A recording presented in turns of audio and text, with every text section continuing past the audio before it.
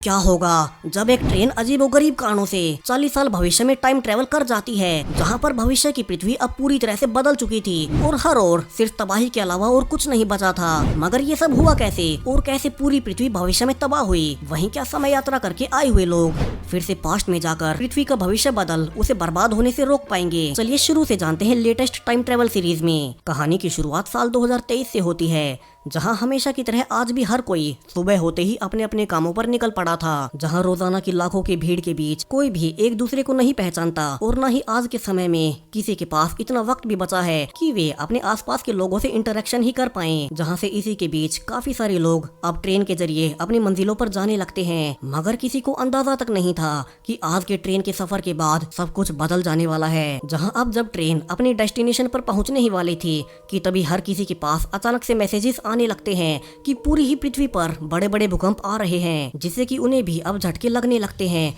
और अब यहाँ से हर गुजरते वक्त के साथ ट्रेन में वाइब्रेशंस लगातार बढ़ती ही जा रही थी। और अब जैसे ही ट्रेन टनल के अंदर घुसती है कि तभी एक बड़े झटके से सारे ही पैसेंजर्स ट्रेन के अंदर एक दूसरे के ऊपर गिरने लगते हैं, जहाँ किसी को भी समझ नहीं आ रहा था कि ये सब क्या हो रहा है। और अचानक से एक झटके के साथ उनकी पूरी ही ट्रेन रुक जाती है। यहाँ सभी काफी डरे हुए थे, तो वे जल्दी से अब ट्रेन का दरवाजा खोल बाहर भागने लगते हैं। मगर अब बाहर जो वे देख पा रहे थे उसे देख सभी की आंखें फटी की फटी रह जाती हैं। जहां अचानक से उनके बाहर की दुनिया पूरी तरह से बदल चुकी थी। जहां बाहर कोई बिल्डिंग तो छोड़ो, वे किसी तरह के पहाड़ों में आ गए थे। वहीं उनकी ट्रेन आधी टनल में फंसी हुई थी, जहां उनके चारों ओर सिर्फ जंगल भरे पड़े थे। वहीं अब सभी पैसेंजर्स पा रहे थे कि उनके सेल फोन्स में कोई सिग्नल्स भी नहीं है जिससे कि वे मदद ही बुला सके। वहीं एक और हैरानी वाली बात कि अब इस जगह पूरी ट्रेन नहीं थी, बल्कि अकेला उन्हीं का कोच नंबर 5 था। तो फिर बाकी की ट्रेन गई कहाँ? अब काफी सोचने के बाद सभी इसी नतीजे पर पहुंचते हैं कि गलती से उनका कोच किसी अनजान जगह पर गिर चुका है, क्योंकि अभी तो उनके पास इन सब की कोई और एक्सप्लेनेशन थी ही नहीं। और अब उन्हें किसी तरह से यही गवर्नमेंट की मदद आने का इंतजार करना होगा।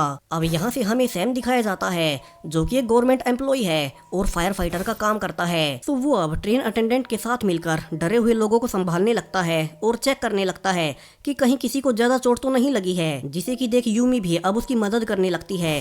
दरअसल यूमी सैम को पहले से जानती थी, क्योंकि सैम ने एक बार उसके कॉलेज आकर उन्हें आग से बचने की ट्रेनिंग दी थी और तभी से यूमी सैम के पीछे पागल थी। वहीं दूसरी ओर मेन शहर में अब हर कोई परेशान था, जहां पुलिस भी समझ नहीं पा रही थी कि अचानक से उस ट्रेन के आखिरी के 2 कोचेस कहां चले गए, जहां से वे हर रोज ढूंढ चुके थे। मगर उन्हें 2 कोचेस नंबर 5 और 6 का कहीं कोई नामो निशान तक नहीं मिला था। मगर एक मिनट, वहाँ तो हमने सिर्फ एक ही ट्रेन कोच नंबर 5 देखा था, तो फिर नंबर 6 कहाँ चला गया? ये हमें थोड़ी देर बाद पता चलेगा। वहीं पुलिस भी अब पूरे टनल में ढूंढ रही थी कि चलती ट्रेन से अचानक से ही आखिरी के 2 कोचेस कहाँ गायब हो गए। वहीं सैम, यूमी और एक और पैसेंजर नेविन, ये तीनों लोग अब थोड़ी दूर जाकर देखने लगते हैं कि वहाँ आसपास क्या है। जहाँ जिस टनल में उनका आधा कोच फंसा हुआ था, वे उसी की दूसरी ओर जाने लगते हैं, क्योंकि उन्हें अच्छे से याद था कि टनल में जाने से पहले बड़ी बड़ी बिल्डिंग्स और शहर उन्होंने देखा था। मगर अब सरप्राइजिंगली टनल के बाहर आकर वे देख पाते हैं कि यहाँ दूर दूर तक कहीं किसी का नामो निशान नहीं है, जैसे कि यहाँ सब कुछ बरसों पहले तबाह हो चुका हो। अब वे जल्दी से भागकर एक पहाड़ी पर जाते हैं ताकि वे और दूर तक देख पाएं। और यहाँ तीनों ही अब ये देख हैरान रह जाते हैं कि जिस दुनिया में वे कुछ घंटों पहले थे, वो अब पूरी तरह से बदल चुकी है। वहीं चारों ओर दूर दूर तक सिर्फ रेगिस्तान फैला पड़ा है। वहीं उन्हें कोई इंसान दिखाई नहीं दिया। अब यहाँ से वे सब कुछ ट्रेन कोच में आकर बताने लगते हैं और सब मिलकर अब सोचने लगते हैं कि वे कहाँ हो सकते हैं। वहीं उनके आसपास की दुनिया अचानक से ही इतनी ज्यादा कैसे बदल गई, क्योंकि अब यहाँ ना तो कोई शहर बचा था और ना ही कोई मदद करने वाला था, और तो और उनके फोन्स में कोई नेटवर्क भी नहीं है। वहीं अब तक उन्हें यहाँ फंसे 7 घंटे से ज्यादा हो चुके थे, जहाँ अब तक कोई भी उनकी मदद को नहीं आया। तो अब वे सब मिलकर अपने कोच के पैसेंजर्स की लिस्ट बनाने लगते हैं, जो कि कुल मिलाकर 46 लोग थे। वहीं अब तक कई पैसेंजर्स को भूख प्यास लगने लगी थी, और चूंकि हर कोई अपने साथ खाना और पानी लेकर नहीं आया था, तो अब एक पैसेंजर रहने नेविन के बैग में चुपके से खाना ढूंढने लगती है। मगर यहाँ उसे सरप्राइजिंगली उसके बैग से कैंचिया और जेल से आए हुए कुछ लेटर्स मिलते हैं, जहाँ से रहने को लगने लगता है कि कहीं नेविन ने उन्हें यहाँ फंसाया तो नहीं है, और जरूर से वो कोई बड़ा क्रिमिनल है। और यही सब वो चिल्ला चिल्ला कर सबके सामने कहने लगती है। अब नेविन उसके आरोपों से साफ मना कर देता है और कहता है कि ट्रेन में कोई भी आ सकता है, तो उस अकेले पर शक नहीं होना चाहिए। वहीं अगर वे चाहे तो कोई भी किसी पर भरोसा ना करे, मगर उसने कुछ भी गलत नहीं किया है। वहीं अब तक सुबह से रात हो चुकी थी, जहाँ सभी को चिंता होने लगती है कि वे कहाँ है और क्या कभी कोई उन्हें बचाने भी आएगा, क्योंकि उन्हें तो अपने आसपास कोई भी सिविलाइजेशन दिखाई तक नहीं दी। वहीं ना उनके पास पानी है और ना खाना है। जहाँ अब सैम और यूमी मिलकर सोचने लगते हैं कि वे यहाँ से आगे क्या कर सकते हैं।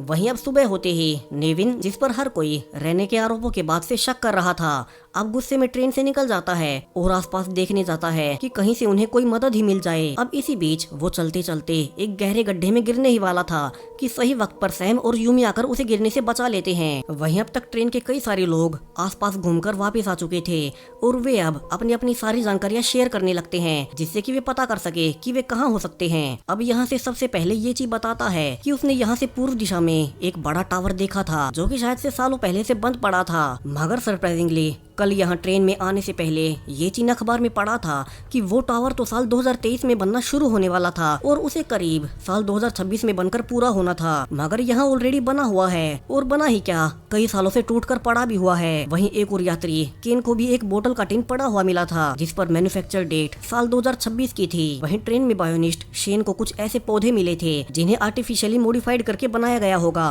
मगर अभी साल 2023 में इनका उग पाना नामुमकिन था, क्योंकि इसमें कम से कम 40 साल लगने वाले थे। और ये सब सुनने के बाद अब सभी समझ चुके थे कि वे इस ट्रेन के कोच के साथ गलती से टाइम ट्रेवल करके साल 2023 से पूरे 40 साल बाद भविष्य में आ गए हैं, जिसे कि सुन अब सारे ही लोग काफी ज्यादा डर जाते हैं, क्योंकि इसका मतलब ये भी था कि इस समय पृथ्वी पूरी तरह से सूनी पड़ी है और शायद से इंसान दशकों पहले ही पृथ्वी से पूरी तरह से नष्ट हो चुके हैं। वहीं अब इस दुनिया में ना उनके पास खाना है, ना पानी है और ना ही घायलों के लिए कोई दवाइयां हैं। जहां से बुरी तरह से बर्बाद हो चुके इस भविष्य में वे सब फंस चुके थे, जहां उनके पास दुखी होने के एक से ज्यादा कारण थे। पहला तो वे अपने रियल टाइम में वापस कैसे जाएंगे, और दूसरा कि पृथ्वी पर सब कुछ खत्म कैसे हो गया। वहीं अब साल 2023 में हर तरफ ट्रेन के 2 गुम हो चुके कोचेस की खबर फैल चुकी थी, जिनमें कि कुल मिलाकर 100 लोग सवार थे। वहीं गवर्नमेंट और पुलिस दोनों ही आम लोगों को समझा नहीं पा रही थी कि उनके परिवार वाले जो कि उन कोचेस में सवार थे, वे सब अचानक से कहां गायब हो गए। वहीं भविष्य में फंसे हुए लोग अब 2 दिन से बिना पानी और खाने के उनकी हालत खराब होने लगी थी। जहां से सैम अब यूमी के साथ मिलकर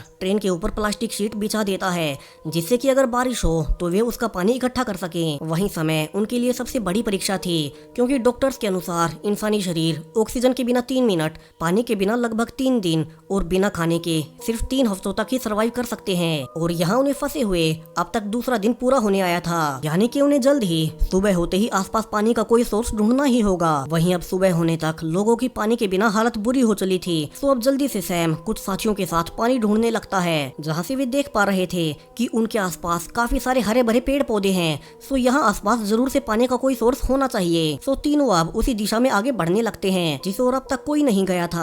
और कई किलोमीटर चलने के बाद फाइनली नेविन को एक मेंढक और गीली मिट्टी मिलती है, जो कि सबूत था कि वे पानी के बहुत करीब हैं। और यहाँ से वे और जल्दी से आगे भागने लगते हैं, जहाँ से फाइनली उन्हें पानी का एक छोटा सा झरना मिल जाता है, जिसे देख फाइनली वे सब चैन की सांस लेते हैं। वहीं नेविन अब अपने लेटर के बारे में उन्हें बताने लगता है, जो कि उसे जेल से मिला था। दरअसल ये लेटर उसका नहीं बल्कि उसके भाई का था, जिसे कि 2 दिन पहले पूरे 2 साल की जेल हुई है। दरअसल बचपन से ही उसके पेरेंट्स काफी एब्यूजिव रहे थे, जिस कारण नेविन ने ही कम उम्र से ही काम करना शुरू कर दिया ताकि अपने छोटे भाई के साथ सरवाइव कर सके। वहीं वो हेयर ड्रेसर जैसे छोटे मोटे काम करने लगा, मगर जब उसका भाई इलीगल सामान के साथ पकड़ा गया तो उसका दिल टूट गया, क्योंकि उसी के लिए उसने इतने सालों से मेहनत की थी। मगर इतनी कोशिशों के बाद फिर भी उसका भाई उसके पेरेंट्स जैसा ही बनता चला गया, जिसे कि जान यूमी और सैम दोनों ही नेविन के लिए काफी सॉरी फील कर रहे थे, क्योंकि अब तक उन्हें लग रहा था कि वो कोई क्रिमिनल होगा, जहाँ से उन्होंने सिर्फ उसके कपड़े और उसका जेल से आया हुआ लेटर ही देखा।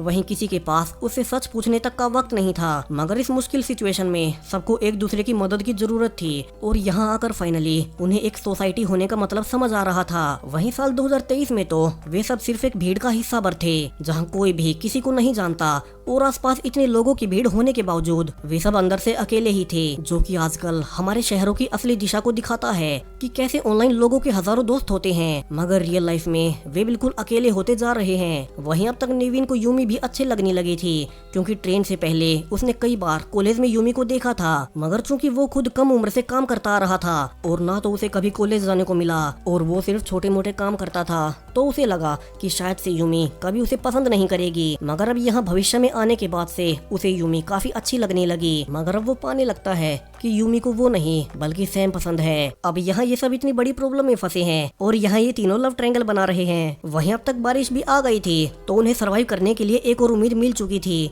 मगर उन्हें भी पता था कि पानी के बाद खाने की भी उनके सामने एक बड़ी प्रॉब्लम होने वाली है। तो यहाँ से शेन, जो कि एक बायोनिस्ट था, अब जंगल से अपनी नॉलेज से ऐसे प्लांट्स ढूंढने लगता है जो कि खाने में सेफ थे। हालांकि वो सबको डेंजरस प्लांट्स के बारे में भी बताता है और यहाँ से अब सब लोग टीम बनाकर शेन के बताए हुए प्लांट्स ढूंढने लगते हैं और सरवाइव करने के लिए उन्हें खाने लगते हैं। हालांकि इसी बीच यूमी गलती से एक जहरीले प्लांट को भी खा लेती है, मगर वो ज्यादा जानलेवा नहीं था। वहीं अब सब मिलकर जंगल के पेड़ों से ही खाने के बर्तन और आग लगाने के साधन बनाने लगते हैं। वहीं चाकू के लिए वे अपने एटीएम कार्ड का इस्तेमाल कर रहे थे, जहां से सैम देख पा रहा था कि कैसे जो लोग कुछ दिन पहले तक अपने घर के काम तक नहीं करना जानते थे, वे अब मुसीबत आने पर नेचर से ही सब कुछ कर पा रहे हैं, वो भी एक दूसरे का साथ देकर, जिन्हें कि वे आज तक जानते भी नहीं थे। और शायद से यही ह्यूमन नेचर भी है, जहाँ से वे डिस्कस भी करते हैं कि उन सब 46 लोगों में से कौन कौन क्या क्या कर सकता है और किस किस के पास कैसी कैसी स्पेशलाइजेशन है जिनका कि वे इस्तेमाल कर सके। जहाँ से अब उन्हें अपने समय में वापस जाने के बारे में भी सोचना था। अब अगली सुबह जब वे खाने की तलाश में निकले ही थे कि तभी शेन को एक अजीब सा आदमी नजर आता है जो कि उसे चट्टान से नीचे फेंक भाग गया था। अब यहाँ उन्हें आने के बाद से पहली बार अपने अलावा कोई और इंसान दिखाई दिया था, मगर अभी तो उन्हें पहले शेन के घाव का इलाज करना था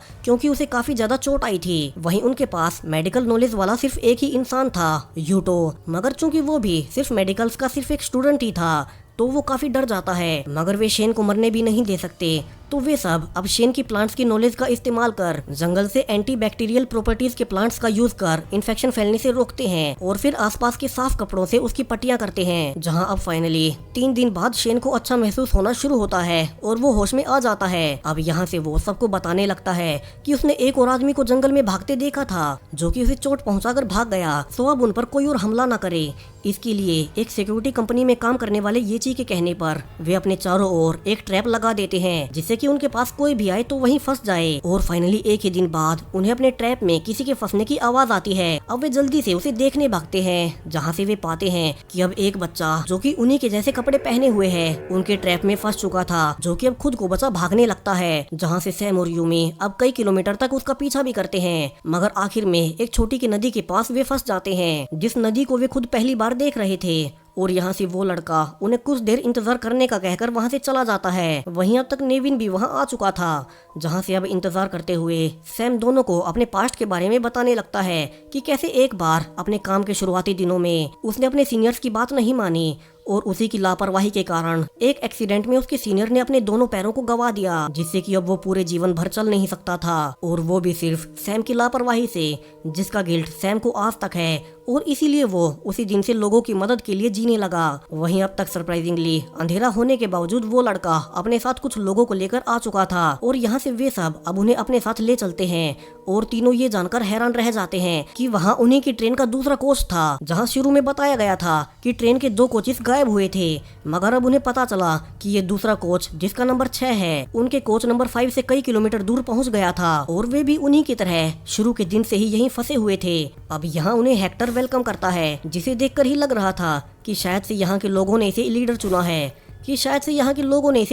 है, जहाँ से वे आपस में अपने अपने स्ट्रगल की कहानियां शेयर करने लगते हैं कि वे इतने दिनों से कैसे कैसे सरवाइव कर पाए। मगर दोनों के बीच काफी ज्यादा अंतर था। जहाँ ये 6 नंबर कोच नदी के पास पहुँचा था तो उनके पास पानी और खाने के लिए मछलियाँ दोनों थे, जिसके बाद से उन्होंने पहले दिन से अपना सारा ही समय अपने आसपास की दुनिया को रहने लायक बनाने में लग गए, जैसे कि वे अब तक किचन्स और टॉयलेट्स बना चुके हैं। और यहाँ से नेविन अब पहचान लेता है कि उसने जिस आदमी को भागते देखा था और जिसने की शेन को चोट पहुंचाई थी वो दरअसल इसी कोच का था। अब यहाँ से वो आदमी उनसे माफी मांगने लगता है और कहता है कि जब उसने उन्हें देखा तो वो डर गया कि ये लोग कौन है और कहीं ये फ्यूचर के इंसान तो नहीं जो उन्हें जान से मार डालेंगे। जहाँ से उसने शेन को धक्का मारा और वहाँ से भाग गया। वहीं उसने डर के कारण यहाँ किसी को उनके बारे में बताया भी नहीं। अब यूमी ये सुन सरप्राइजिंगली कहने लगती है कि उन्हें कैसे पता चला कि वे फ्यूचर में टाइम ट्रेवल कर चुके हैं। और यहाँ से हेक्टर अब उन्हें बताने लगता है कि उसी दिन हेक्टर को नदी के किनारे एक टूटा हुआ शिप मिला था जहाँ के रेडियो से उसने मदद मांगनी चाहिए और वहाँ से उसे पास्ट रिकॉर्डिंग से पता चला कि अभी साल 2060 चल रहा है और यहाँ से हेक्टर उन्हें हिस्ट्री बताने लगता है जो भी उसे पता चली थी। दरअसल साल 2026 में यानी कि उनके टाइम 2023 के 3 ही साल बाद एक बड़ा मीटियोराइट पृथ्वी से आकर टकराया जो कि सीधा पैसिफिक ओशन में गिरा था, जिससे कि अब पूरी ही दुनिया में हर और बड़े बड़े भूकंप और सुनामी आती चली गई और एक ही झटके में बिलियंस ऑफ लोग मारे गए और जो थोड़े बहुत लोग बचे भी थे